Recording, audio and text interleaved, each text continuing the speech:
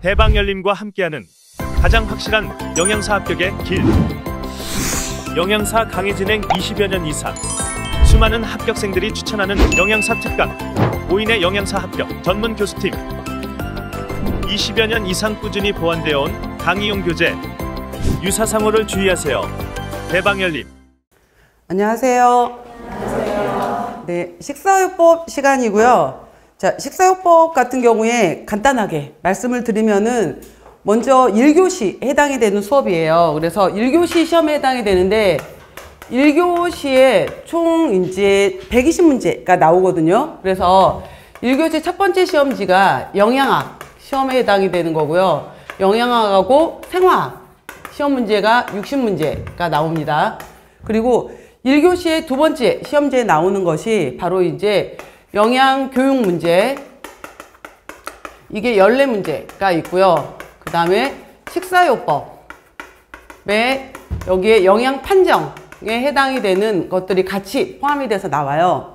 더하기 생리학 시험 문제가 나오게 되는 건데, 최근에 생리학 시험 문제가 과거에 300문제, 우리가 300문항이었을 때는 20문제였었는데 이제 요즘에 이제 전체적으로 우리가 시험 문제가 220문제가 됐잖아요. 그러면서 생리학 시험 문제가 작게는 3문제, 많게는 5문제 이렇게 줄어버렸어요. 그래서 하지만 생리학 같은 경우에는 반드시 알아야지 또 이 식사요법을 할 수 있는 부분이기 때문에 생리학 과목도 여러분들이 잘 들어놓으셔야 돼요. 그래서 생리학 문제가 있고요. 그러다 보니까 식사요법 같은 경우에는 뭐 작게는 41문제에서 많게는 43문제, 4문제까지 나오는 부분이에요. 그래서 이 부분이 이제 식사요법으로 들어가게 되는 건데, 메인 과목들이 있잖아요. 그래서 2교시 과목 같은 경우에 들어가게 되면은 식품학하고 조리원리가 있게 되는 거고요.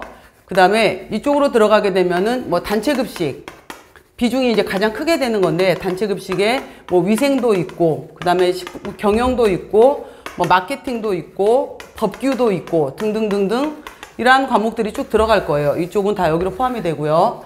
자, 이랬을 때 메인 과목에 해당이 되는 과목들 중에서 단체급식, 식품학, 조리원리, 뭐 여러 가지 영양학, 식사요법 이렇게 있었을 때, 과거에는 시험 문제가 나왔을 때 영양학이 이번엔 어려웠어, 뭐 내지는 식품학이 어려웠어, 단체급식이 어려웠어, 이런 얘기들이 나오는데, 최근에 학생분들이 시험을 보고 난 다음에 어려웠어 라고 하는 부분이 식사요법이에요.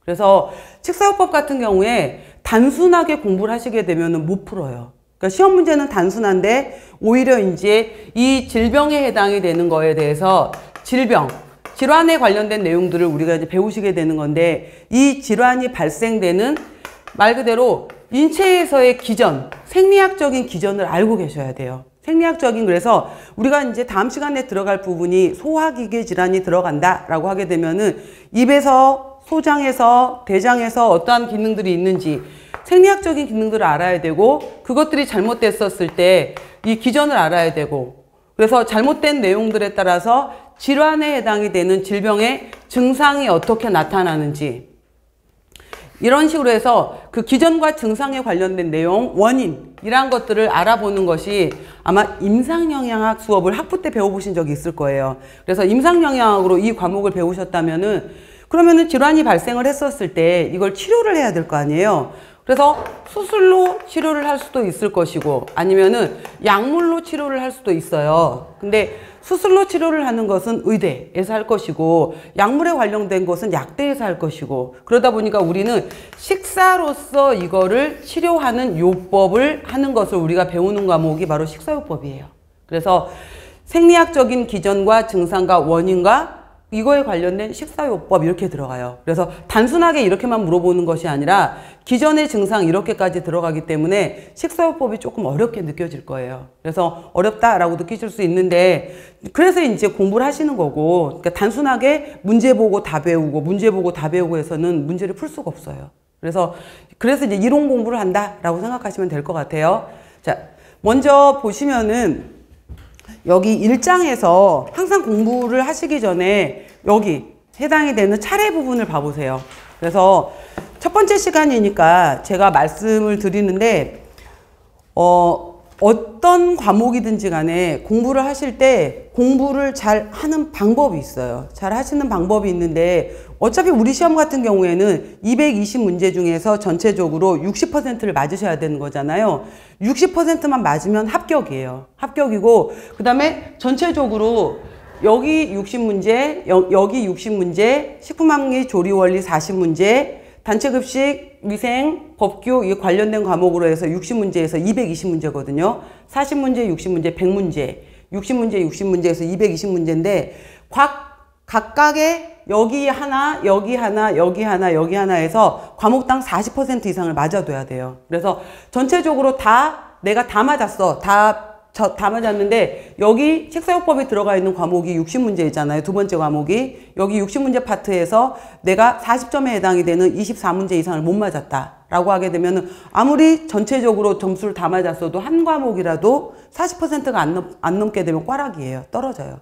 그래서 전체적으로는 다 40%를 넘어야 되고 60% 이상 점수를 맞으셔야 되겠죠. 그래서 이렇게 이제 공부를 하시게 되는 건데, 공부를 하실 때는 일단은 항상 어떤 과목이든지 간에 차례를 먼저 보세요. 그래서 차례를 먼저 보시면서 이 과목이 가르치고자, 이 과목에서 알려주고자 하는 요점이 무엇인가 그걸 파악하는 게 중요해요. 그래서 항상 순서를 먼저 외우세요. 그래서 순서 부분에 해당이 되는 것을 외우시고 이 과목에서 내가 지금 어디쯤 공부를 하고 있는지를 공부를 하시는 거예요. 그 다음에 오늘 이제 제가 식사요법의 개요라고 들어가면서 개요 부분을 얘기를 할 건데, 아까 식사요법 부분이 41문제에서 3문제까지 나온다 그랬잖아요. 이 개요 파트에서 5문제에서 6문제가 나와요. 제일 많은 비중을 차지하고 있는 부분이거든요. 제일 많아요, 비중이. 제일 비중이 크기 때문에 이 부분에 해당이 되는 내용을 했었을 때 제가 이제 키워드를 얘기를 할 거예요. 이 부분에서 제일 중요한 것은 일단은 영양관리 과정이라는 NCP에 대해서 꼭 아셔야 된다라는 얘기를 할 거고요. 두 번째, 그 다음에 병인식을 분류하는 방법을 반드시 알아야 된다라고 해서 일반 병인식, 특별 병인식, 검사식을 분류하는 방법을 얘기를 할 거예요.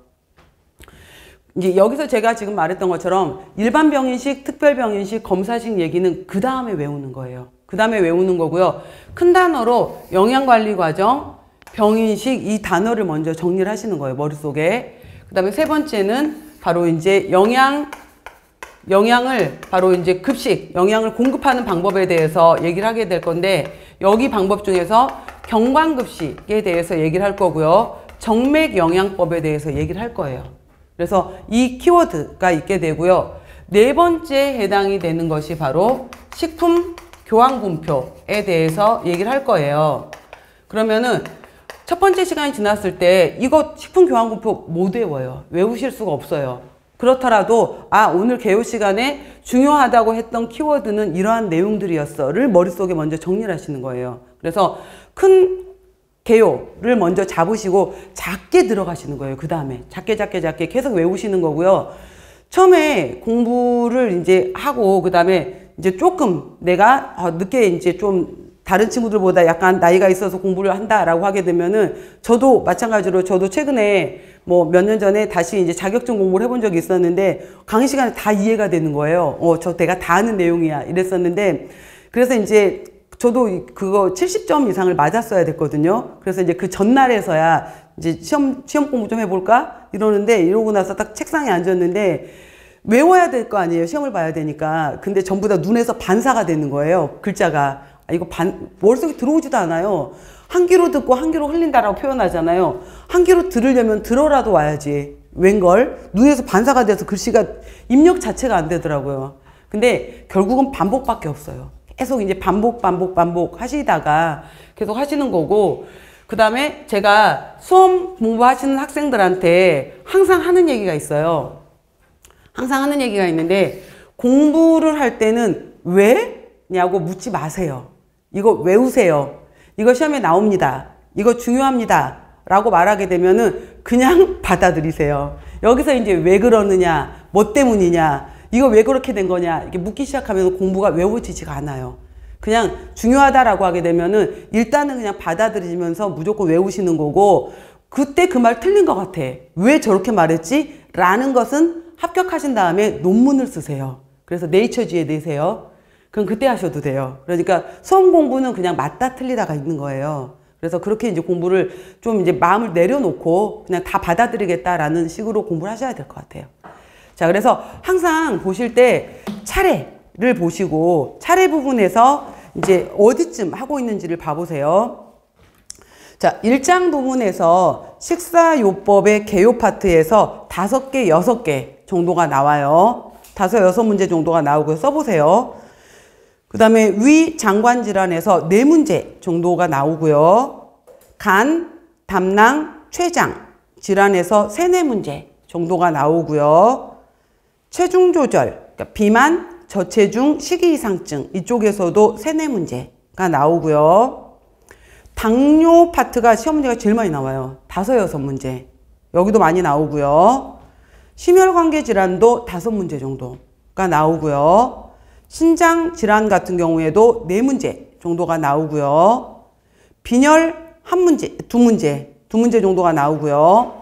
그 다음에 예전에는 여기 9장 이후에 해당이 되는 문제들이 비중이 작았거든요. 근데 지금은 9장 이후의 문제들의 비중이 커졌어요. 그래서 암에서도 꼬박꼬박 우리나라 사망 1위가 암이잖아요. 남녀 불문. 그러다 보니까 암이 꼬박꼬박 2문제씩 나와요. 2문제씩이 나오고요.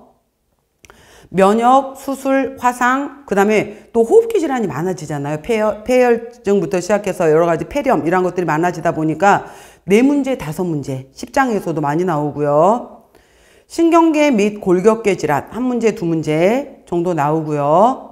선천성 대사장애, 내분비, 호르몬하고 관련된 질환들도 1-2문제 정도 나와요. 그래서 이런 식의 비중을 차지하는구나 라고 보시면서 앞으로 우리가 배울 부분이 오늘은 개요, 다음 주부터는 이제 위 장관 질환. 그래서 뭐 이런 식의 내용들을 배울 거예요. 이제 그냥 간단하게 제가 먼저 개요를 설명드리면은 소화기계 질환이다 라고 하게 되면은 우리가 구강에서부터 음식을 섭취를 했었을 때 구강에서 식도를 지나서 음식물이 위에 있고 소장을 지나서 대장을 지나서 직장 항문으로 내려오는 과정에서 발생되는 질환들에 대해서 이제 공부를 하게 돼요. 그러면은 입에서부터 음식이 삼켜지지 않아 라는 연화곤란에 대해서 배울 거고요. 식도 부분, 속쓰림 현상이 너무 심해. 식도 역류증. 그 다음에 위로 들어가게 되면은 급성 위염, 만성 위염. 그 다음 소장 부분으로 들어가게 되면은 소화 흡수 불량증, 설사, 변비, 여러 가지 이제 대장, 소장 들어가게 되면은 설사, 변비, 개실증 여러 가지 질환들에 대해서 쭉 배우게 되는 것이 이제 이쪽 소화기계 질환이에요. 그 다음에 간이 있게 되고요. 급성간염, 만성간염, 간경변, 지방간 여러 가지 간암 여러 가지 것들 배우게 될 거고요. 그 다음에 담낭에 염증이 생기는 문제가 되는 이제 담낭, 담석. 그 다음에 담관이 이렇게 있고요. 췌장 같은 경우에 이렇게 위 뒤편에 있어요. 위 뒤편에 췌장이 있게 되는 건데 그래서 간, 담낭, 췌장은 굉장히 중요한 소화기계 기관이에요. 그래서 간, 담낭, 췌장에 대해서 배울 거예요. 그래서 췌장에 염증이 생겼다 이런 질환들에 대해서 배우는 것이 소화기계 질환 연결이 되는 거고요. 그 다음 심순환기계 질환이다 라고 해서 심장, 왼쪽 심장이 있게 될 거고요. 좌심실에서 대동맥으로 혈액을 뿜을 거예요. 그랬을 때 심장이 제대로 기능을 하지 못하게 되면은 우리 몸에 혈액이 펌핑되지 못해요. 그렇게 되는 것을 우렬성 심부전, 그 다음에 심장에는 중요한 동맥이 있게 되는데 이 관상동맥에 해당이 되는 동맥에 문제가 되는 거에 바로 협심증, 심근경색, 부정맥, 심장마비, 심장질환이 있을 거예요. 그 다음에 혈관이 이렇게 쭉 있었을 때 혈관의 압력이 높아져요. 혈관의 압력이 너무 높아지게 되면 고혈압이 오고 너무 낮아지면 저혈압이 와요. 그 다음에 동맥 부분에 동맥에 해당이 되는 부분에 플라그 이러한 것들이 끼게 되면서 동맥이 막혀버리게 되는 것을 동맥경화증이라고 해요. 그 다음에 혈액 성분 중에서 콜레스테롤이 중성지방이 지단백질이 정상보다 너무 많거나 그 다음에 우리 몸에 있어야 될 HDL 콜레스테롤은 너무 낮아지거나 이런 식으로 해서 몸에 있어서 정상적인 균형이 맞지 않는 경우를 이상지질혈증이라고 해요. 이런 식으로 해서 심장, 혈압, 혈액 성분에 대해서 공부하는 파트가 바로 심혈관계 질환이에요. 그 다음 심장이 뿜어내는 혈액을 우리 신장, 배꼽을 중심으로 해서 양쪽에 키드니 2개가 있어요. 키드니 2개가 있었을 때 신장에서 바로 이걸 이제 거르는 역할을 하게 되는 건데 바로 네프론, 사구체, 보문주머니, 근위세뇨관, 헬레고리, 원위세뇨관 이렇게 있었을 때 이거를 기능을 하는 신장이 있게 되는 거고요. 신장에서 소변을 만들어요. 소변에서 만든 것을 수뇨관에서 받아서 방광에 저장을 했다가 바로 요도를 통해서 이제 배출을 하게 되는 것이 소변이 되는 건데 이 신장에 문제가 생기는 질환에 대해서 배울 거예요. 사구체 신염, 신부전, 신증후군, 신결석, 그래도 나중에 신부전에서 그래도 안 되면 신장 이식, 뭐 또 투석법 중에서도 혈액투석, 복막투석 이런 식으로 해서 바로 신장질환. 그 다음에 혈액에 있어서 제일 중요한 기능은 산소를 운반하고 영양소를 운반해야 되는 건데 이 산소 영양소를 제대로 운반하지 못하게 되는 빈혈에 관련된 질환들을 배우실 거예요. 그래서 바로 이제 쭉 이런 식으로 들어가게 되는데 제가 지금 나타낸 것처럼 이러한 소화기계 질환에 관련된 거, 간, 담낭, 췌장과 관련된 거, 그 다음에 심혈관계와 관련된 거, 그 다음 신장과 관련된 거, 그 다음 빈혈과 관련된 거, 그 다음에 굉장히 중요한 것 중에 하나가 이제 우리 몸에서 음식을 통해서 포도당에 해당이 되는 글루코즈가 혈당으로 들어왔었을 때 이 글루코즈는 결국은 세포로 들어가야 돼요. 일단은 가장 중요하게는 지금 공부하고 계시잖아요. 뇌세포로 가줘야 돼요. 뇌세포로 가줘야 되고 내가 힘을 써 라고 하게 되면 근육으로도 가줘야 되고 적혈구로도 가줘야 되고 세포로 이동을 해야 돼요. 이 포도당이 필요한 곳으로 이동을 해야 되는데 이동을 할 때 굉장히 중요한 호르몬이 바로 인슐린이에요. 근데 이 인슐린이 바로 이제 1형 당뇨 환자는 췌장이 망가져서 인슐린이 없어요.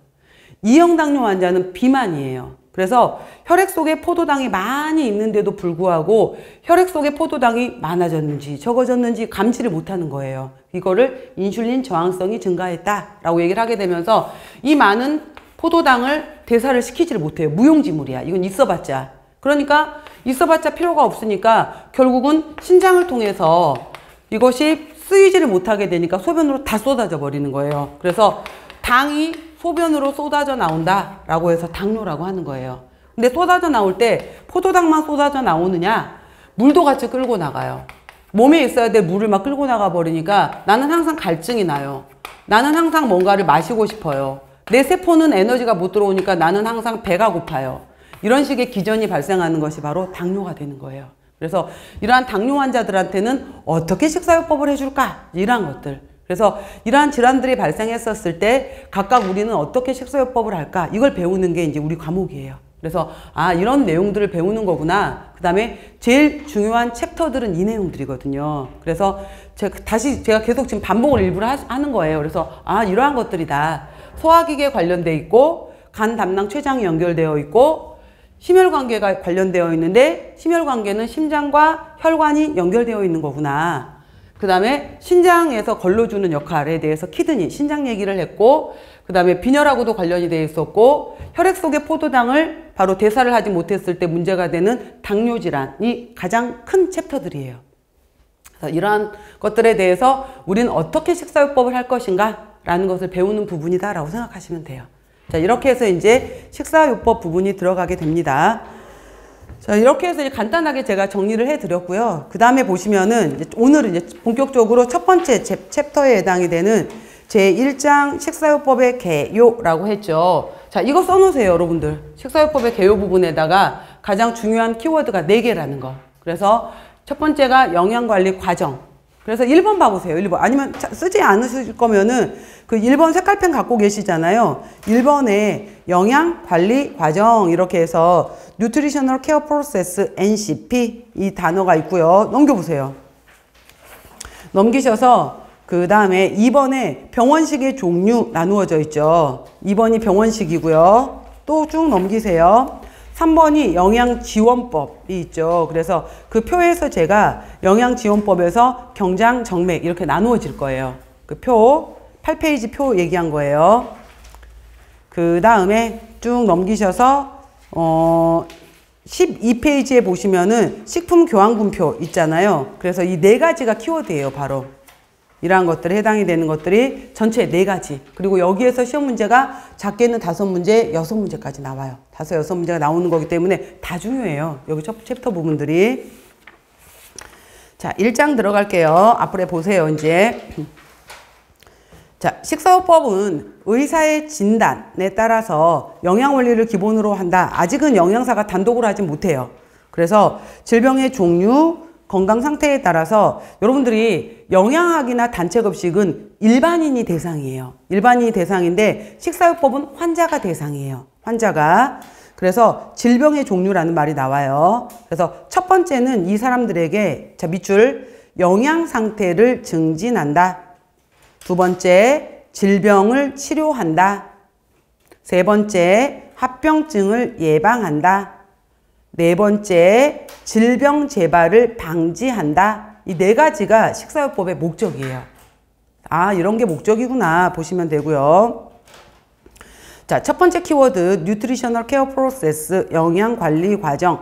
자, 이거는 미국에서 먼저 시작이 됐어요. 그래서 병원마다 환자 체계가 다르면 안 되니까 병원에 환자가 들어오게 되면 이렇게 이 프로그램을 갖춰서 우리가 관리를 하자, 이렇게 미국에서는 정한 거예요. 그래서 이거를 실무 영양사가 환자에게 전문적인 영양 관리를 제공하기 위해서 체계적인 업무 수행 절차인 영양관리 과정 모델을 개발했다. 그래서 임상 영양관리하고 관련된 영역을 표준화 시킨 거예요, 미국에서. 그래서 얘는 단계가 시험 문제 이미 많이 나왔어요. 자, 영양관리 과정에서는 이 1, 2, 3, 4 이 단계를 찾으시오, 이거 나와요. 단계가 옳게 연결된 것은 찾으세요 라고 해서 1단계 영양 판정, 그 표 보세요. 2단계 영양 진단, 3단계 영양 중재, 4단계 영양 모니터링 및 평가. 이거 순서 외우세요. 자, 먼저 보시면 밑에 보시면은 맨 처음에 환자가 들어왔었을 때 이 환자가 심각한가? 이 환자 상태가 어때? 라고 환자를 빨리 분류해야 되는 건데 그거를 영양 검색이라고 해요. 영양 검색. 환자를 빨리 찾아내는 거를. 자, 이 환자가 어느 정도 상태인지 판정을 해야 돼요. 그래서 자료를 수집하고 판정하게 되면서 이 환자가 과영양 상태인지 부족한 영양 상태인지 어떤 상태인지 파악하는 것을 판정이라고 해요. 아, 이 사람은 지금 당을 너무 많이 먹고 있구나 라고 이제 진단을 내릴 거예요. 그래서 영양사가 독립적으로 영양 문제점을 파악해요. 그래서 이 사람은 이것 때문에 문제가 된다라고 해서 내리는 것을 진단이라고 해요. 그러면 이 사람은 왜 밥을 먹는데 제가 살이 쪄요? 밥하고 지방하고는 별게 아니에요? 라고 해서 탄수화물하고 지방하고 관계를 모르는 거예요. 아, 이 사람은 교육을 해줘야 되겠구나 라고 해서 이 사람에게 상담이나 교육을 해주는 단계를 영양중재라고 해요. 그 다음에 그러면은 당신은 앞으로 밥 한 공기를 2공기 먹던 것을 1공기로 줄입시다. 그리고 그 1공기도 흰밥이 아니라 잡곡밥으로 해봅시다. 자, 4주 뒤에 봅시다. 라고 한 다음에 4주 뒤에 이 사람을 만나서 모니터링을 하고 평가를 해봐요. 그랬더니 밥량을 진짜 줄였어요. 잡곡밥으로 바꿨어요. 아, 잘하셨어요. 혈당도 줄어들었어요. 이렇게 이제 보는 것을 모니터링 및 평가라고 해요. 순서 기억하세요. 판정, 진단, 중재, 모니터링 및 평가. 자, 다시 하나하나씩 설명해 볼게요. 뒷페이지 넘겨보세요. 자, 첫 번째 단계에 큰 제목 보세요. 영양 판정. 그 다음에 옆에 페이지 보시면 영양 진단. 3번에 보시면 영양 중재, 4번에 영양 모니터링 및 평가. 이제 자세한 내용들이 나와 있어요. 자, 영양 판정은 NCP 첫 단계로, 자, 그림 봐보세요.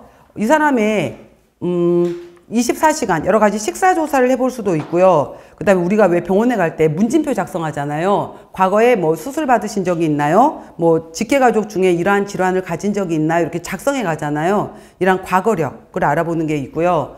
키, 몸무게 이러한 것들 체크해보는 신체 계측. 그 다음에 소변 검사, 뭐 엑스레이 여러 가지 찍어보는 생화학 검사. 그 다음에 눈으로 의사가 직접 시각적으로 판단하는 임상조사. 이런 것들을 통해서 아, 이 환자가 현재 어떤 상태다라고 알아보는 것을 영양 판정이라고 해요. 자, 그래서 밑에 이제 큰 제목 봐보세요. 1번 보시면은 환자가 과거에 사회력, 병력. 그래서 쭉 글씨 봐보세요. 만성질환이 있었는지, 수술한 적이 있었는지, 여러 가지 담배는 피우고 있는지 이러한 것들 알아보는 것을 사회력 병력 조사라고 하고요. 신체 계측, 뭐 피부 두겹 두께를 재본다든지 키 몸무게를 재본다든지 이러한 것들을 신체 계측이라고 하는 거고요. 그 다음에 생화학 검사 봐보세요. 바이오케미칼이라고 했죠. 자, 체단백, 내장 단백은 이제 하나씩 씁시다. 지금 제가 말하는 것들은 조금씩 써놓으세요. 체단백, 내장 단백은 알부민으로 이제 검사를 해요. 그래서 이거는 이제 다음번부터 제가 이 수치는 외우셔야 됩니다 라고 말하는 것들을 외우시는 거예요. 그래서 알부민에 해당이 되는 건데 우리 몸의 단백질 상태를 통해서 바로 이제 보는 건데 체단백이나 내장 단백을 보는 것은 알부민 수치로 봐요. 알부민 수치. 일단 알부민 써놓으시고요. 그 다음에 이 사람의 면역 기능을 알아보는 것은 림프구의 수로 알아봐요. 림프구의 수로 알아보고요. 그 다음에 질소균형은 단백질 섭취량 뭐 이런 것들도 있고요. 뭐 이런 것들 혈액학적 상태 밑줄 해보시고 혈액학적 상태 같은 경우에는 빈혈을 알아보고 싶다라고 할 때는 헤모글로빈 농도 이런 것들을 체크를 해보겠죠. 자, 이 정도만 일단 써놓으세요. 그래서 저 어지러워요 라고 했는데 검사해봤더니 여자였어. 여잔데 어지러워요 라고 했는데 이 사람은 13이야.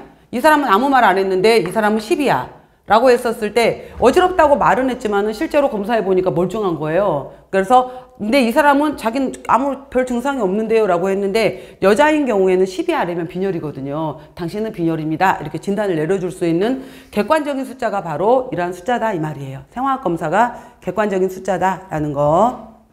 그래서 밑줄에 놓으세요. 가장 객관적인 거. 그 다음에 즉각적으로 측정할 수 있다. 이것이 바로 객관적. 그러니까 내가 아무리 어지럽다고 해도 헤모글로빈 수치가 13이었어. 그럼 일단 빈혈은 아닌 거잖아요. 객관적이다. 생화학적 검사. 그 다음에 식사 섭취. 자, 환자의 식사 섭취 조사로 영양 상태를 파악할 수 있다라고 했어요. 그 방법 보시면은 자, 24시간 회상법 이렇게 나와 있잖아요. 24시간 회상법은 뭐냐면은 아시죠, 여러분들? 들어보셨죠? 24시간 회상법은 바로 전일이죠, 전일. 전날 아침부터 저녁까지 먹었던 것을 다 체크하는 거예요. 그러니까 간호사가 간다든지 영양사가 간다든지 해서 자, 어제 아침부터 눈을 떠서 뭐부터 드시기 시작하셨어요? 라고 하면서 전날 아침부터 저녁까지를 다 기록하게 하는 거예요. 물어보는 것을 24시간, 바로 전날 거를 회상시키는 거고요. 식품 섭취량 조사법 같은 경우에는 실제 내가 먹었던 것을 기록하게 하는 거예요. 그래서 실측량 기록법 이렇게도 얘기를 해요. 그래서 종류, 어떤 종류를 드셨고 몇 그램이나 드셨어요? 이런 것들을 실측량 기록법으로도 볼 수도 있어요. 그래서 식품의 종류와 몇 그램이나 드셨어요? 이런 것들. 그리고 이런 거 할 때는 뭐 다음번에 다시 얘기하지만은 저 밥 한 그릇 먹었는데요? 이럴 수 있잖아요. 여러분들 왜 예전에 학교 다니실 때 그 학교 뒤에 가시면은 식품 모형표 있었죠. 거기에 보면은 밥 한 공기 분량 이렇게 있었잖아요. 밥 한 공기 분량 210g짜리 이렇게 있게 되는 건데 저 밥 한 그릇 먹었는데요? 라고 했는데 우리 집 밥그릇은 이만해. 그럼 210g이 아닐 수 있잖아요. 그렇기 때문에 이 표준에 해당이 되는 밥그릇을 보여주면서 이 밥그릇보다 작았어요? 컸어요? 이런 기준도 물어볼 수가 있어요. 그래서 그냥 표준을 물어보게 되면서 이제 물어보기도 해야 되는 거고요. 그래서 몇 그램이나 먹었는지 양으로 보는 것이 좋다라는 거예요. 그 다음에 식품 섭취 빈도 조사라는 것은 육류는 일주일에 몇 회나 드세요? 뭐 예를 들어 생선은 몇 회나 드세요? 이렇게 물어보는 거 있잖아요. 과일은 뭐 몇 회나 드세요? 이렇게 종류를 물어보는 거. 이런 거를 식품 섭취 빈도 조사라고 하는 거고요. 식사 일기의 경우에는 써보는 거예요. 써보는 건데 보통 이제 3일을 기록하기도 하고 7일을 기록하기도 하는데 7일을 기록할 때는 보통 월화수목금토일 이렇게 하고요. 3일을 기록하게 할 때는 2일은 평일을 기록하게 하고 1일 정도만 주말을 기록하게 해요. 주말은 아무래도 여러 가지 이벤트가 있다 보면 평소 식사가 아닐 수 있잖아요. 그러다 보니까 2일은 평일, 1일은 주말 이렇게 해서 3일 식단, 뭐 7일 식단 이렇게 나눠보기도 해요. 식단을 할 때는. 자, 그 다음에 에너지 계산 돌려보는 거, 이런 것도 있다라는 거. 쭉 보시고요. 그 다음에 임상조사 보세요. 임상조사는 이거예요. 거기다 하나 써놓으세요. 신체적 징후를 시각으로 진단한다. 써놓으세요. 신체적 징후를 시각으로 진단한다. 시각으로 진단. 이게 뭐냐면은 이거예요. 이제 그 의사들이 환자를 문진할 때 앉아갖고 입 벌려보세요 이런 다음에 혀 내밀어 보세요 이런 경우 있잖아요. 그래서 혀를 이렇게 눌러봤었을 때 에 하고 내밀었었을 때 혀가 하얗고 불투명한 게 정상이에요. 근데 혀를 내밀었는데 혀가 반짝반짝거리고 혀가 매끈하다라고 하게 되면 아연 부족이에요. 그 다음에 손톱을 봤어. 손톱을 봤는데 손톱에 하얀색의 세로줄이 있어. 하얀색의 세로줄이 있고 손톱 모양이 이렇게 안으로 이렇게 말려 있어야 되잖아요. 근데 손톱이 평평해지면서 손톱 모양 자체가 위로 이렇게 들려 얇아지면서 그럼 이 사람은 철분결핍 빈혈일 수 있어요. 그 다음에 이 사람의 입 주변을 봤더니 입 주변에 여러 가지 염증 부위가 있고 입안에 염증이 저는 수시로 생겨요. 그럼 비타민 B2의 부족일 수 있어요. 그죠? 여러 가지. 그 다음에 저는 양치할 때마다 잇몸에서 피가 많이 나면서 잇몸이 들떠 있어. 비타민 C가 부족할 수 있어요. 이런 식으로 해서 그 다음에 염색한 머리카락이 아닌데 머리카락이 뚝뚝뚝 끊어져. 여러 가지. 요즘에 이 사람이 지금 pH가 몸에 문제가 있구나. 그 다음에 몸이 퉁퉁 부어 있어요 라고 했는데 손으로 꾹 여기 부어 있는 자리를 눌러봤는데 정상적인 사람은 손을 뗐다 빼면은 그 자리에 자국이 안 남아야 돼. 근데 이 사람은 꾹 눌렀더니 눌러간 자리가 그대로 쿡 남아있게 되면서 안 튀어나오는 거예요. 아, 이 사람 부종의 정도가 심하구나. 이런 식으로 해서 이제 의사가 환자를 보면서 눈으로 직접 보는 거예요. 부종이 얼마나 있는지, 염증이 얼마나 있는지, 그 다음에 구순구각염 여러 가지 이런 것들을 보면서 지금 제가 말했던 것처럼 나중에 배우시겠지만은 입 주변, 구순염, 구각염, 혀의 염증 이러한 것이 있다라고 하게 되면은 비타민 B2의 부족이 있구나라는 거. 그 다음에 뭐 예를 들어서 손톱에 세로줄이 있고 손톱이 스푼형으로 들렸어. 스푼형으로 들렸다라고 하게 되면은 이 사람은 철분결핍성 빈혈일 수 있겠구나. 뭐 이런 식으로 해서 눈으로 보면서도 일부 진단을 내릴 수가 있어요. 제가 쓰는 것은 쓰시라 그랬어요. 그래서 이러한 내용들이 있다라고 해서 눈으로 이건 의사가 보는 거예요. 의사가 보면서 아, 이 환자 상태가 이렇구나 라고 하면서 부종 정도가 굉장히 심각한데? 라고 하게 되면은 뭐 짜게 먹는 것도 있겠지만은 일단은 이 사람은 부종 정도에 따라서 단백질 부족을 먼저 한번 의심을 해볼까? 이런 식으로 해서 일단은 이제 눈으로 보는 거예요. 이런 식으로 봐서 전체적으로 눈으로 보여지는 거에서 판단을 내리는 것을 임상조사라고 해요. 그래서 크게 5가지가 있다라고 얘기했습니다. 그 다음에 이제 이거 판정. 전체적으로 봤더니 이 사람의 경우에 이제 진단을 내리는 거예요. 그래서 영양 판정에서 발견된 문제를 통해서 이 문제의 원인이 무엇일까? 증상은 어떻게 나타났나? 이러한 환자의 문제점을 찾아내는 거예요. 그래서 임상영양사가 중재할 수 있는 영양 문제를 규명한다라고 했어요. 그래서 이 환자는 당뇨 환자인데 예를 들어서 아 진짜로 저는 밥을 별로 안 먹어요 라고 했는데 봤더니 그 음료수를 너무 많이 먹고 있었던 거예요. 액상과당에 해당이 되는 탄산음료, 초콜릿, 마카롱 이런 단 종류를 너무 많이 먹고 있었던 거죠. 근데 이걸 본인이 그걸 파악을 못하고 있었던 거예요. 아, 단순당을 과다 섭취하고 있었구나. 이 사람은 간식이 너무 많았네. 이런 것들을 찾아내는 문제점, 프로블럼. 그 원인이 뭐였지? 간식 섭취가 너무 많았어. 원인, 관련된 증상이나 징후, 소변을 너무 자주 본대. 그 다음에 항상 배가 고프대. 뭐 이런 여러 가지 징후 이런 것들을 통해서 아, 이 사람은 문제점이 뭐였고 원인이 뭐고 징후가 이렇게 나타나요 라고 하게 되면서 진단을 내리게 돼요. 그래서 섭취 부분에 임상 부분에 식행동 환경 영역에 이러한 문제점이 있다라는 여러 가지 진단을 내리게 되는 것이 2번째 단계. 자, 근데 아까 말했잖아요. 저는 탄수화물을 많이 먹었는데 왜 제가 살이 쪄요?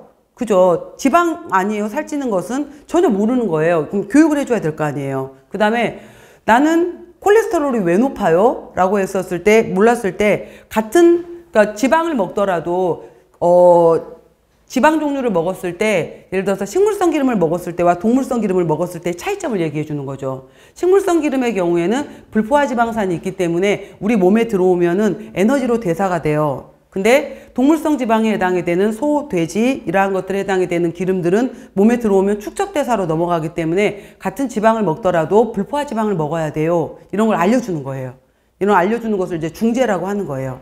그래서 영양 중재, 개인, 가족, 집단을 대상으로 해서 이제 알려주는 거. 그리고 그 다음에 실제로 철분결핍성 빈혈이 있는데 우리 집은 먹을 게 부족하다라고 하게 되면 철분제를 제공해 준다든지 이런 식으로 해서 영양중재는 식품 영양소를 제공해 준다든지 몰랐어요. 영양 교육을 해 준다든지 상담을 해 준다든지 도저히 이 사람의 경우에는 정신과적인 치료도 좀 필요할 것 같아 라고 한다면은 정신과 타 분야와의 협의도 좀 필요할 것 같아요. 이런 것으로 해서 관련을 같이 해주는 것을 바로 중재라고 해요. 중재. 그 다음, 자, 이 사람이 잘하고 있나 봐야 될 거 아니에요. 모니터링 평가. 그래서 이러한 것들을 통해서 영양, 밑에 표 봐보세요. 영양 결과. 아, 봤더니 이 사람이 이제 조금씩 지식의 습득 정도가 달라졌어. 영양 상태도 바뀌었어. 그 다음에 여러 가지 생화학 수치. 그 콜레스테롤 수치가 낮아졌어. 혈당 수치가 낮아졌어. 혈압이 낮아졌어. 환자도 아침에 일어났더니 훨씬 일어날 때 몸이 더 개운해요. 그 다음 이렇게. 그 다음에 실제로 약물을 지금까지 2알 먹던 것을 하나로 줄여봅시다. 이러한 것들을 이제 해주는 것이 모니터링 평가예요.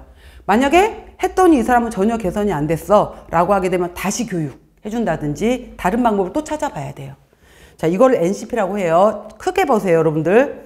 영양 판정, 영양 진단, 영양 중재, 영양 모니터링 및 평가 이 과정을 통해서 실질적으로 환자들한테 도움을 줄 수 있도록 하는 것을 영양 관리 과정이라고 한다. 됐죠? 자, 이렇게 해요. 자, 다음 넘깁니다. 그 다음에 이거 지금 여기 페이지 4페이지에 나와 있는 영양 판정과 영양 검색이라고 했잖아요. 이거는 실제 이제 병원에서 하고 있는 방법이에요. 현재 우리나라에서 실제 하고 있는 방법에서도 자, 우리나라에 이제 병원에 환자가 입원 환자로 들어왔어요. 근데 많이 먹어서도 문제지만 환자들은 못 먹어서도 문제가 많이 돼요. 그래서 영양 불량이 30에서 50%고 못 먹어서 바로 사망률이 증가가 돼요. 그래서 초기에 빨리 하루 이틀 내에 문제가 있는 환자를 얼른 찾아내야 돼요. 그래서 초기에 바로 이제 조기에 영양 불량이나 이런 것들을 빨리 찾아내줘라. 그래서 얼른 환자의 문제점을 파악해서 이러한 것들 계획을 어떻게 해주는지가 필요하다라고 했어요. 밑에 봐보세요. 표 보시면은 영양 판정 과정에 비슷해요. 정보를 수집하고 아까 병력, 영향력, 임상, 신체 계측 자료, 생화학적 자료 똑같아요. 이 사람은 어떤 문제가 있나? 그 다음에 이 사람은 어떻게 도와줄까? 그 다음에 이 사람에게 모니터링 거의 과정이 같아요. 자, 이번에 보시면은 이걸 시험 문제에서 영양 검색으로 나오기도 하고요. 누트리션 스크리닝이라고 나와 있잖아요. 이거를 그냥 그대로 영어로 해서 영양 스크리닝 이렇게도 나와요. 스크리닝 그냥 그대로 영어 이름 안 쓰고 그 다음에 참고로 우리 그 영양사 시험 문제 나올 때 영어 안 나와요. 순수 영어로는 안 나오고요. 한글 나오고 가로로 영어가 나와요. 그러니까 이렇게 일단 다 뭐 NCP 이렇게도 안 나와요. 영양관리 과정 가로 뉴트리셔널 케어 프로세스 이렇게 나오지 영어 원문을 다 외우려고 하시진 않아도 돼요. 그래서 영양 스크리닝 이렇게도 나와요. 내지는 이거를 바로 이제 영양 환자를 이제 환자 선별 이거를 검색 영양 스크리닝 선별 다 같은 말이에요. 영양을 검색한다, 영양 스크리닝을 한다, 검색한다 다 같은 말이에요. 같은 말. 자, 위험 요인을 기준으로 해서 가장 문제가 있는 환자를 빨리 찾아내 주는 것을 선별하는 것을 검색, 선별, 스크리닝 다 같은 말. 그래서 가능하면은 입원하자마자 가장 위험한 환자를 빨리 찾아내라. 하루 이틀 내에 빨리 찾아내라. 근데 여기 지표 중에 주관적 지표라는 것이 있고 객관적 지표라는 것이 있어요. 참고로 그냥 보세요. 주관적 지표는 뭐냐면요. 주관적 지표는 환자가 얘기를 주관적인 거. 환자가 얘기를 해줬을 때만 알 수 있는 거. 연하곤란, 씹기가 힘들어요. 잘 안 삼켜져요. 이거는 이 환자가 얘기를 해줘야 되는 거죠. 내가 알 수는 없잖아요. 그죠? 의료진이 알 수는 없겠죠. 최근에 식욕이 좀 떨어졌어요. 먹는 양이 줄었어요. 이건 이 사람이 얘기를 해줘야지 아는 거죠. 이런 것들을 주관적 지표라고 해요. 오심, 토할 것 같아요. 최근에 구토를 자주 했어요. 설사를 3일 이상 하고 있어요. 이거는 이 환자가 얘기를 해줘야 되는 거죠. 환자가 얘기를 해줘야 되는 것을 주관적 지표라고 해요. 그 다음에 최근에 몸무게가 많이 줄어들었어요. 이것도 이 환자가 얘기를 해줘야 되는 거죠. 환자가 얘기를 해줬을 때 알 수 있는 정보를 주관적 지표라고 해요. 근데 몸무게를 재봤더니 이 사람은 표준 체중에서 90% 아래야. 이 사람은 몸무게가 표준 체중에서 120% 이상이야. 이 사람은 BMI가 18.5 아래야. 이 사람은 알부민 수치가 3.0 아래야. 이 사람은 총 림프 구수가 1200 아래야. 이 사람은 헤모글로빈 수치가 14 아래야, 12 아래야. 이런 식으로 객관적으로 숫자가 나올 수 있는 것들은 객관적 지표라고 하는 거예요. 그래서 이러한 지표들이 있다라고만 보시면 돼요. 그래서 지금 여기에서는 그냥 큰 단어들로 보시면 돼요. 자, 첫 번째 키워드 끝났어요. 첫 번째 키워드에 해당이 되는 것이 끝났다라는 거 알아놓으시면 돼요. 그 다음에 두 번째 보시면은 이제 병원식의 종류라고 나와 있잖아요. 자, 병원에 갔었을 때 사용되는 식사의 종류라고 했는데 크게 세 가지예요. 그러니까 제가 계속 지금 오늘 첫 시간이니까 제가 공부 방법에 대해서 얘기를 하는데 그냥 작게 외우려고 하시면 공부가 안 돼요. 그러니까 일단 큰 개념으로 병원식의 종류에는 크게 일반 병인식이 있어, 특별병인식이 있어, 검사식이 있어 해요. 그리고 특별병인식 같은 경우에가 바로 환자들을 위한 식단이에요. 생각해봐요, 여러분들. 예를 들어서 병실에 이제 여기가 예를 들어서 그냥 일반 병동에 해당이 되는 건데 그냥 이건 제 맘대로 한 거예요. 6명이 앉아있는 6인실에 해당이 누워있는 6인실인데 이 사람은 급성 간염 때문에 왔어. 이 사람은 위염 때문에 왔어. 급성 위염 때문에 왔어. 이 사람은 만성 위염 때문에 왔어. 이 사람은 지방간 때문에 왔어. 이 사람은 간경변 때문에 왔어. 이 사람은 고혈압 때문에 왔어. 6명의 환자가 다 누워있는데 질병이 다 다르잖아요. 근데 이제 점심때 밥이 나왔네? 식단이 나왔는데 이 6명의 사람들의 식단이 다 다를 수 있어요. 그랬을 때 나중에 이제 들어왔었을 때 아니 여기는 왜 과일을 주고 저는 왜 과일 안 줘요? 저기는 왜 맛있는 거 주고 저는 왜 맛있는 거 안 줘요? 이렇게 따질 수가 없다라는 거죠. 그래서 간염 환자, 또 같은 위험이지만은 급성 위험 환자하고 급성 위험 환자는 절식을 시킬 수도 있어요. 근데 만성 위험 환자 같은 경우에는 음식을 줄 거거든요. 그 다음에 지방간 환자, 간경변 환자, 같은 간 환자들 3사람이 있어도 3사람의 식단이 다 다를 수 있어요. 왜 내 거는 도대체 간을 한 거냐 안 한 거냐, 왜 간이 이 모양이냐, 싱거워서 못 먹겠다 막 이럴 수 있잖아요. 그러니까 다 달라요. 그래서 열량도 다를 수도 있고 주는 탄수화물도 다를 수 있고 단백질 양도 다르고 종류도 다를 수 있고 지방량도 다를 수 있고 비타민 종류도 다를 수도 있고 무기질도 다를 수도 있고 이런 식으로 다 다를 수 있단 말이에요. 질병에 따라서. 이거를 바로 우리가 특별병인식이다, 환자식이다, 치료식이다 라고 하는 거예요. 질환에 따라서 달라지는 것을. 이거를 바로 이제 특별병인식, 환자식, 치료식이라고 얘기를 해요. 같은 말이고요.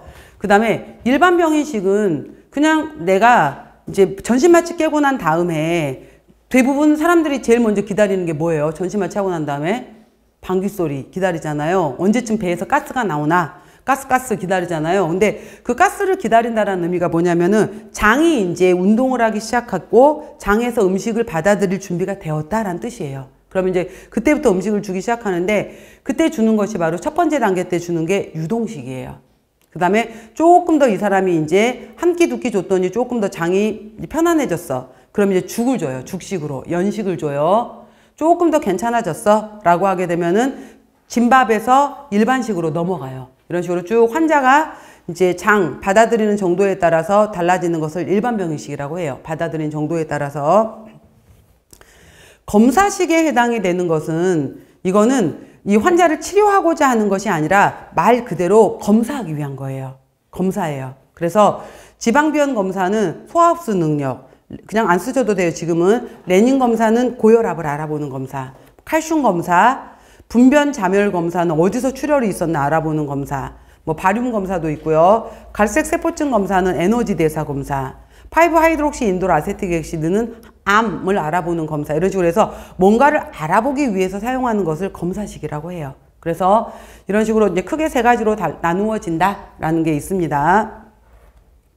자, 첫 번째 보시면은 일반 병인식 보세요. 첫 번째 단계에서. 자, 이거는 그냥 하나 써볼까요? 옆에다가. 일반 병인식 옆에다가 쓰시면은 특정 영양소에 가감 없이, 특정 영양소에 가감 없이 주식의 단단한 정도에 따라서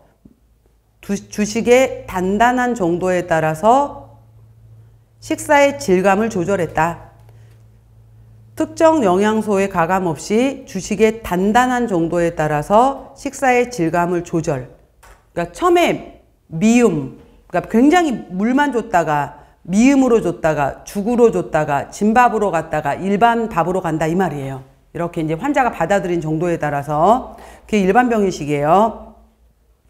그 다음에 이 환자식에서의 포인트는 뭐냐면은 환자식이 나오게 되면은 환자식 같은 경우에는 우리가 일반인들의 경우에는 3회 정규 식사와 보통 이제 아이들의 경우에는 2회 간식이잖아요. 오전, 오후 아가들은. 근데 성인은 보통 이제 1회 정도의 간식이다라고 하게 되는데 환자식의 경우에는 보통 5 내지 6회라는 표현을 많이 써요. 그 다음에 소량 자주라는 표현을 많이 써요. 이게 이제 바로 소화기계에 부담을 주지 않겠다라는 의미예요. 그 다음에 그래서 5 내지 6회 소량 자주라는 말을 쓰는 거고요. 그 다음에 무자극식이다 이런 용어들이 들어가요. 그러면은 무자극식이다 라는 용어의 뜻에는 너무 뜨겁거나 너무 차갑거나 이러한 것들을 주지 않고 체온에 가깝게 약간 미적지근하게 주겠다라는 의미들이 들어가요. 그래서 소량자주, 무자극식 이란 용어들이 환자식엔 들어가더라 라는 거 보세요.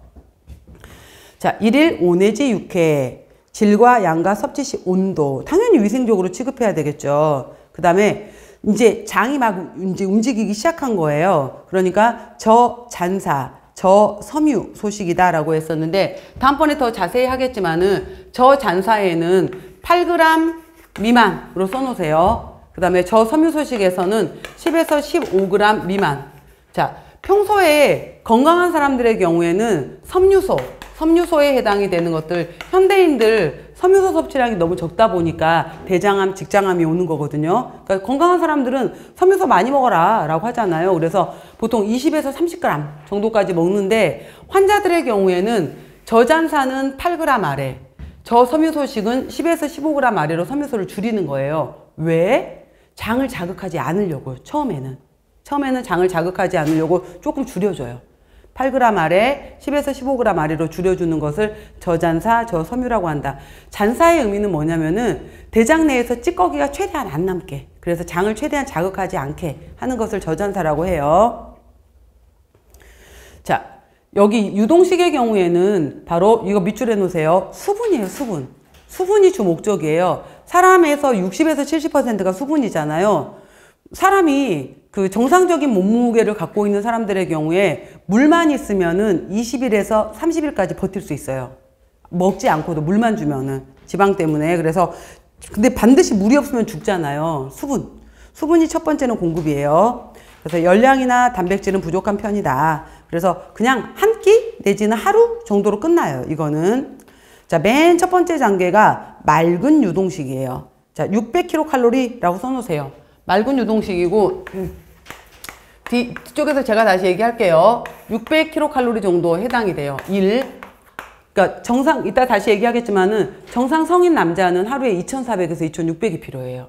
정상 성인 여자는 2,000에서 2,200 정도가 필요한데 600 주는 거면은 그냥 굉장히 적게 주는 거잖아요. 그냥 수분 공급 자체가 목적인 것 뿐이에요. 이때는 수분, 그러니까 한 끼 정도만 줘요. 한 끼나 두 끼 정도만. 그래서 600kcal 정도 수분이 주목적이에요. 자, 수분 공급이 목적이기 때문에 영양적 가치는 없다라고 했고요. 그래서 이때 주는 건, 그리고 실제로 환자들이 마취 깨거나 이랬을 때 제일 힘들어하는 것 중에 하나가 목말라요. 물 좀 먹었으면 좋겠어요. 물 벌컥벌컥 마셔봤으면 좋겠어요. 그랬을 때 왜 물 못 먹게 하잖아요. 꺼지 정도만 축여서 입에 물고 있게 한다든지 이런 건데, 이제 이게 조금 단계가 나게 되면은 그때 주는 것이 보리차예요. 그러니까 보리차. 자, 이제 우리는 식사요법이라 할지 여러분들 제가 그래서 얘를 알아놓으셔야 돼요. 식사요법의 예, 보리차. 그 다음에 육즙을 주더라도 맑은 육즙. 과즙을 주더라도 알갱이 없어야 돼요. 채로 걸은. 그 다음에 젤라틴으로 만든 것은 여러분 젤라틴 푸딩 생각해봐. 젤라틴으로 만들어진 푸딩은 밖에서 봤었을 때 액체예요, 고체예요? 고체죠. 근데 우리 입에 들어가는 순간 체온에서 액체로 녹아버려요. 그래서 젤라틴 이런 것들은 줄 수 있지만은 우유, 유제품은 아직 못 줘요. 맑은 유동식 단계에서는. 그러니까 보리차 정도를 예로 들어 놓으세요. 전유동식은 상온이나 체온에서 액체로 되는 음식으로 미음이에요. 미음. 자, 우리 이제 조리원리 시간에 나올 건데 미음하고 죽하고 어떻게 다르냐면 안 쓰셔도 돼요. 자, 미음하고 죽하고 어떻게 다르냐면은 죽은 5 내지 6배의 물을 넣고 나서 끓인 것이 죽이라고 한다면은 미음은 10배의 물이에요. 근데 봐봐. 10배의 물인데 이 10배의 물을 넣고 나서 푹 끓여. 이걸 주는 게 아니라 얘를 또 채로 갈아요. 채로 갈아버린 다음에 여기 채로 갈은 다음에 아래쪽에 있는 거 말고 여기 위에 떠 있는 윗물만 주는 것이 미음이에요. 그러니까 누룽지탕에서 누룽지 국물 위에 떠 있는 거 있지. 국물도 누룽지 건더기도 아니야. 위에 있는 약간 되직한 정도, 약간 걸쭉한 정도의 윗물만 주는 것이 바로 미음이에요. 얼마나 묽겠어요. 이 단계야 바로 이제 전유동식에 해당이 되는 단계가 미음 정도의 단계다라는 거예요. 미음식이라고 해요. 그래서 맑은 유동식에서 연식으로 이행될 때 넘어간다. 수술 후 회복기 환자, 음식을 씹지 못하는 환자, 고열 환자, 소화기 환자. 만약에 부득이하게 이게 일주일 이상 가야 된다. 그럼 열량이 엄청 부족할 거 아니에요. 이러한 환자들의 경우에는 우유, 탈지 분유 이러한 것들을 더 넣어준다라는 거예요. 자, 수술 후 점진적 이양식. 그냥 바로 넘어가 버릴 수가 없어요. 저 밥 먹고 싶어요. 이런다고 해서 바로 못 넘겨줘요. 자, 맑은 유동식에서 제가 가로로 묶어놨죠. 1분죽, 3분죽, 5분죽, 7분죽 있고요. 전죽이 연식이고요. 그 다음에 경식이 진밥이고요. 일반식이 우리가 보통 이제 먹는 된밥 정도의 일반적인 밥에 해당이 되는데 1357이 뭐냐면은 이거예요. 1357에 해당이 되는 것이 미음은 아까 엄청 묽은 거였잖아요. 미음하고 죽이 있었을 때 10대 0, 9대 1, 그 다음에 뭐 이 정도 비율, 그 다음에 7대 3, 그 다음에 5대 5, 7대 3 이렇게 되면 아이고 이거 그 3대 7이 되겠죠. 3대 7. 그래서 이게 갑자기 미음에서 알갱이가 있는 죽으로 확 넘어가지 못하고 알갱이 농도를 점점 되직하게 들어가는 거예요. 그래서 죽의 비율이 1분죽, 3분죽, 5분죽, 7분죽 이렇게 점점 되직하게 해서 넘겨준다라는 거예요. 조금씩. 갑자기 묽은 상태에서 일반 죽으로 확 넘어가지 말고 이 단계를 조금 되직한 단계를 거쳐서 1, 3, 5, 7 단계를 거쳐서 넘어가라 이 말이에요. 그래서 그 단계가 1분죽, 3분죽, 5분죽, 7분죽, 전죽 이렇게 넘어가는 거예요.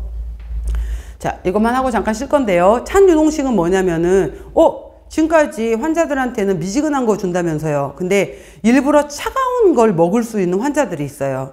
목 쪽에 편도를 제거한 환자들의 경우에는 수술 당일날 차가운 주스, 차가운 바닐라 아이스크림 이런 걸 줘요. 먹어도 된다라고 얘기를 해요. 그 이유가 바로 지혈, 통증 억제 이러한 목적 때문에 주는데 그거를 찬 유동식이다라고 얘기를 해요. 아무한테나 주는 게 아니라 편도선 제거 환자 이런 환자들한테 줘요.